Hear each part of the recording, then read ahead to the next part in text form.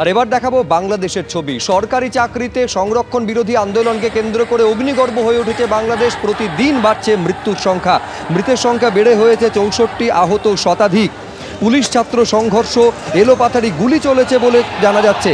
ঢাকায় গেট ভেঙে জেলে ঢুকে তাণ্ডব আন্দোলনকারীদের। জেলে ঢুকে বন্দীদের মুক্ত করে দেন আন্দোলনকারীরা। অনির্দিষ্টকালের জন্য সমস্ত স্কুল কলেজ বন্ধ করে দেওয়া হয়েছে।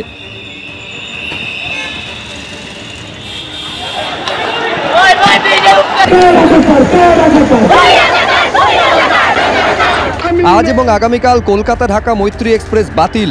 কলকাতা খুলনা বন্ধন এক্সপ্রেসও বাতিল। অপ্রয়োজনে ভারতীয়দের বাইরে বেরোতে নিষেধ ভারতীয় হাইকমিশনের। মুক্তিযোদ্ধাদের পরিবারের জন্য চাকরিতে 30% সংরক্ষণ বাতিলের দাবিতে এই আন্দোলন।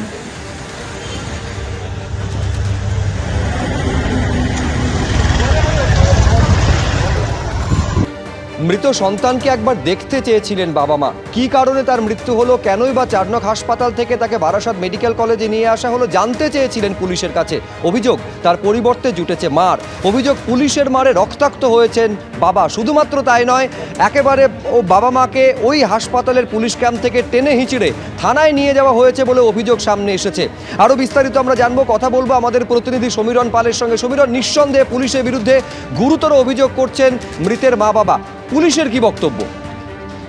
শুভজিৎ, পুলিশের তরফ থেকে, বারাসাত পুলিশ জেলার তরফ থেকে আজকে বিকেলবেলা একটা বিবৃতি প্রকাশ করা হয়েছে। তাতে স্পষ্ট বলা হয়েছে, গতকাল সন্ধ্যে 6:30 নাগাদ হলদিরামের কাছে একটি দুর্ঘটনায় 17 বছর অর্থাৎ একাদশ শ্রেণীর এক ছাত্রের মৃত্যুর ঘটনা ঘটে এবং সেক্ষেত্রে বাবুইয়াটি থানার পুলিশ তাকে আশঙ্কাজনক অবস্থায় নিয়ে আসে বারাসাত মেডিকেল কলেজে এবং সেখানে নিয়ে এলে চিকিৎসকরা মৃত বলে ঘোষণা করে। তারপরে মৃতের পরিবারের সদস্যরা তারা এসে পৌঁছয় বারাসাত মেডিকেল কলেজে এবং ইমার্জেন্সিতে এসে কর্তব্যরত চিকিৎসকদের কাজে বাধা দিতে থাকে এবং তাদের সঙ্গে দুর্ব্যবহার করতে থাকে। সেই সময় মেডিকেল কলেজের সুপার তাদেরকে ফোন করে, বারাসাত থানার পুলিশকে ফোন করে এবং সেই মতো বারাসাত মেডিকেল কলেজের পুলিশ ক্যাম্প থেকে পুলিশ কর্মীরা সেখানে পৌঁছে ইমার্জেন্সিতে পৌঁছলে পুলিশের তরফ থেকে দাবি করা হচ্ছে যে ওই মৃত ছাত্রের বাবা মারা পুলিশের ওপর চড়াও হয় এবং শুধু তাই না, তাদের আত্মীয়রা চড়াও হয় এবং পুলিশকে নিগ্রহ করে। এরপর বারাসাত থানার আরও একটি দল তারা এসে পৌঁছয় বারাসাত মেডিকেল কলেজে এবং সেই শোকস্তব্ধ বাবা মাকে তারা নিয়ে আসে থানায়।